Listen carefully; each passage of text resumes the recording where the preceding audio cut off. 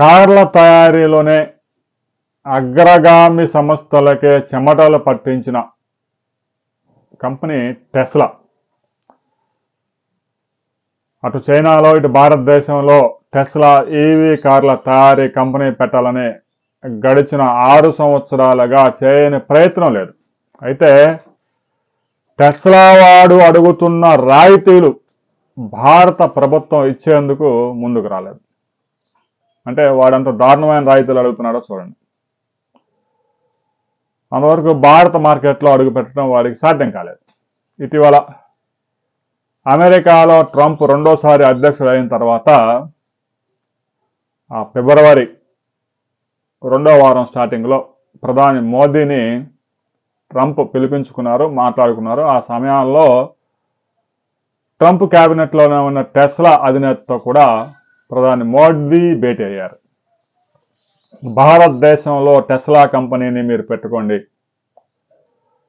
రాబోయే రోజుల్లో భారత్ మార్కెట్ ప్రపంచంలోనే అతిపెద్ద 4వ మార్కెట్గా నిలవబోతా ఉంది.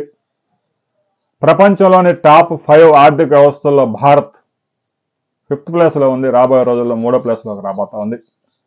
ఇలాంటి ఆర్థిక వ్యవస్థను మీరు వదులుకోవద్దు, రాయితీల కోసం చూడొద్దు, భారత్లో ప్లాంట్ పెట్టుకోండి అని చెప్పేసి టెస్లా అధినేతని ఆహ్వానించారు. వెంటనే భారతదేశంలో ఉన్న ఢిల్లీలోని టెస్లా కార్యాలయంలో రిక్రూట్మెంట్స్ ప్రారంభమయ్యాయి. ముఖ్యంగా 4 రాష్ట్రాల్లో వాళ్ళ ప్లాంట్ పెట్టుకోవడానికి అనువైన ప్రదేశాలను పరిశీలించారు. గుజరాత్, మహారాష్ట్ర, ఉత్తరప్రదేశ్ ప్రాంతాల్లో ఇప్పటికే పర్యటనలు పూర్తి చేసుకున్నారు. అయితే టెస్లా కంపెనీని ఆంధ్రప్రదేశ్ తీసుకొచ్చేందుకు చంద్రబాబు నాయుడు తెర కింద పెద్ద ఎత్తున ప్రయత్నాలు ప్రారంభించారు.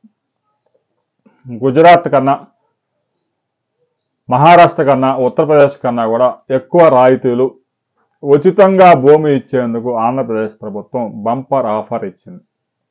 అయితే స్వయంగా ప్రధానమంత్రి టెస్లాని భారత్లో ఆహ్వానించారు కాబట్టి ఆ టెస్లా అధినేత గుజరాత్ను వదిలేసి ఆంధ్రప్రదేశ్లో ప్లాంట్ పెడతాడా లేదా అనేది మనం ఒకసారి ఆలోచించుకోవాలి. టెస్లా దాదాపు 30,000 కోట్ల రూపాయలు ఈ రంగంలో పెట్టుబడి పెట్టబోతా ఉంది. 2030 తర్వాత మార్కెట్లో కార్ల మార్కెట్లో 50% భారతదేశంలో ఈవీ కార్లదే ఉంటుంది.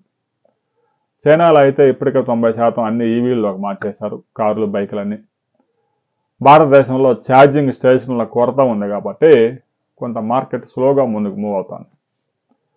చైనా వాడు ఆ బ్యాటరీ ఏదైతే కార్లకు ఉపయోగించే బ్యాటరీలో కూడా లిథియం కన్నా కూడా ఇంకా లేటెస్ట్ బ్యాటరీస్ తయారు చేస్తూ ఉన్నాడు. వారి మార్కెట్ని తట్టుకోవాలంటే ఒక టెస్లా వాడితోనే సాధ్యం అవుతుంది. ఒక్కసారి రీఛార్జ్ చేస్తే 1200 కిలోమీటర్లు వచ్చే కార్లు కూడా మార్కెట్లోకి తీసుకురాబోతున్నాడు. ఇక భారతదేశంలో కూడా పెద్ద ఎత్తున హైడ్రోజన్ తయారీకి శంకుస్థాపన జరిగింది.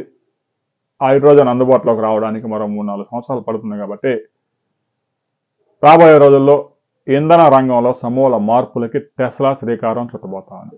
ఒకవైపు ఈవీ, మరొక వైపు హైడ్రోజన్. ఈ రెండు భవిష్యత్ ఇంధనాలుగా చెప్పుకోవచ్చు. ఇంతకీ టెస్లా ఆంధ్రప్రదేశ్కి వస్తుందా, వస్తే ఏ జిల్లాలో ప్లాంట్ పెడుతుంది అనే దాని మీద వివరాలు తెలియాలంటే మాత్రం కొద్ది రోజులు వేచి చూడాల్సిందే.